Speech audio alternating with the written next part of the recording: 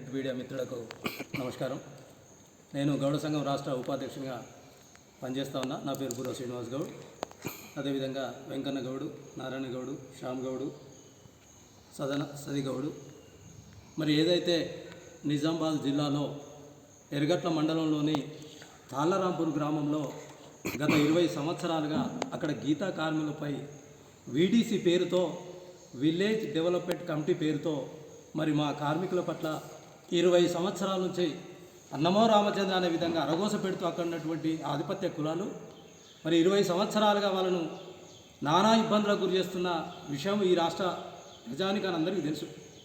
మరి గత ఒక 5 నెలల క్రితం అదే తాళ్ళరాంపూర్లో మా శ్రీరామ నవమి రోజు మా గౌడ ఆడపడుచులను మరి గుళ్ళోకి రాని అనే సందర్భంలో మరి అక్కడ గొడవ జరుగుతున్న తరుణంలో మరి దాడులు జరిగిన తరుణంలో మేము హుస్నాబాద్ నుంచి మేము గౌడ సంఘ నాయకులుగా తాళ్ళరాంపూర్ గ్రామానికి వెళ్ళి అక్కడ ఉన్నటువంటి మా గీతా కార్మిక సోదరులను కానీ మా సోదరిమణులను కానీ వాళ్ళకు మేము ఉన్నామని ఒక భరోసా కల్పించి ఈ రాష్ట్ర ప్రభుత్వం ఒత్తిడి తెచ్చి ఇమీడియట్గా ఈ రాష్ట్ర ప్రభుత్వం, ఈ రాష్ట్రంలో ఉన్నటువంటి పిసిసి అధ్యక్షుల వారు మహేష్ కుమార్ గౌడ్ గారు దృష్టికి తీసుకుపోయి తక్షణమే అక్కడ ఉన్నటువంటి కలెక్టర్ గారు, ఎస్పీ గారికి మేము ఆ విషయాన్ని చేరవేసి మరి అక్కడ ఉన్నటువంటి వీడీసీ కమిటీని రద్దు చేయించడం జరిగింది. ఇది 5 నెలల క్రితం జరిగింది. వీడీసీ ఎప్పుడైతే రద్దు చేసిండ్రో అప్పటి నుంచి మా గీతా కార్మికుల పక్షాన మరి ఇక్కడ ఉన్నటువంటి వీడీసీ ఆధిపత్య కులాలు మరి వాళ్ళొక ఏమైందంటే ఖచ్చితంగా వీళ్ళని ఏదో రకంగా ఇబ్బందులు పెట్టాలి, దాడి చేయాలని 5 నెలల నుంచి వాళ్ళని ఇబ్బంది పెడుతూ మరి నిన్న కాక మొన్న మరి తాళ్ళరాంపూర్ గ్రామంలో 50 నుంచి 60 తాడి చెట్లు మరి ఆ వీడీసీ నాయకులు ఎవరైతే ఉన్నారో వాళ్ళని నరికివేయడం జరిగింది.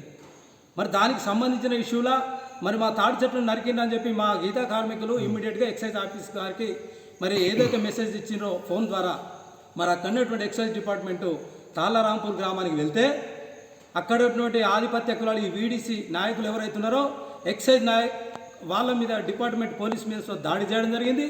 వెంటనే అక్కడ ఉన్నటువంటి ఎర్గట్ల మండలం పోలీస్ స్టేషన్కు సుధా సమాచారం ఇస్తే మరి అక్కడ కొత్త మండలం జరిగింది. అది కొంత సిబ్బంది తక్కువ ఉన్న వాళ్ళు వచ్చిన నానా ఇబ్బందులు పెట్టి పోలీసు వారిపై ఈ వీడీసీ వీళ్ళు దాడి చేసి మరి మా గీతా కార్మికులను వాళ్ళని దాడి చేసి మా ఏదైతే మా సొసైటీ కమ్యూనిటీ హాల్ ఉంటుందో వీళ్ళు దాడి చేస్తున్న క్రమంలో మా కార్మికులు సొసైటీ ఆఫీసులకు వెళ్ళిన మన ఆఫీసులో ఉన్నటువంటి ఫర్నిచర్ ధ్వంసం చేస్తూ మరి అక్కడ ఉన్నటువంటి మోటార్ వాహనాలు ధ్వంసం చేస్తూ మరి మా గీతా కార్మికులను దాడి చేస్తూ నానా హంగామా సృష్టించారు అక్కడ ఈ తాళ్ళరాంపూర్ గ్రామంలో.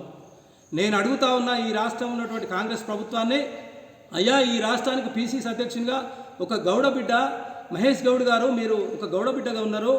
ఈ రాష్ట్రంలో హుస్నాబాద్ ఇక్కడటువంటి మంత్రి పొన్నం ప్రభాకర్ గౌడ్ ఒక గౌడ బిడ్డగా ఉన్నారు. మదియాస్కి గౌడ్ గారు సీనియర్ నాయకులు గౌడ బిడ్డగా ఉన్నారు.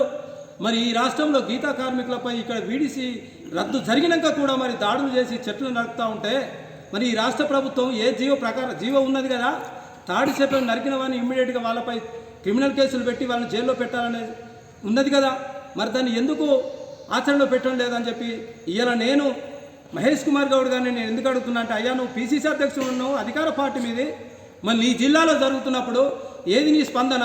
మరి గీతా కార్మికులు అక్కడ జరుగుతూ ఉంటే మరి మిగతా గీతా కార్మికుల పరిస్థితి ఈ రాష్ట్రంలో అని చెప్పి నేను ఖచ్చితంగా ప్రశ్నిస్తూ ఉన్నా. అదే కాకుండా ఇలా 144 సెక్షన్ ఆల్రెడీ తాళ్ళరాంపూర్లో నడుస్తూ ఉన్నది. మరి అక్కడ ఉన్నటువంటి ప్రజలను భయభ్రాంతులకు గురి చేస్తున్నటువంటి వీడీసీ నాయకులపై కఠిన చర్యలు తీసుకోవాలి, క్రిమినల్ కేసులు పెట్టాలి, నాన్ బెయిలబుల్ పెట్టి వాళ్ళని ఇమ్మీడియట్గా జైల్లో పెట్టాలి అని చెప్పి ఈ ప్రభుత్వాన్ని డిమాండ్ చేస్తూ ఉన్నా.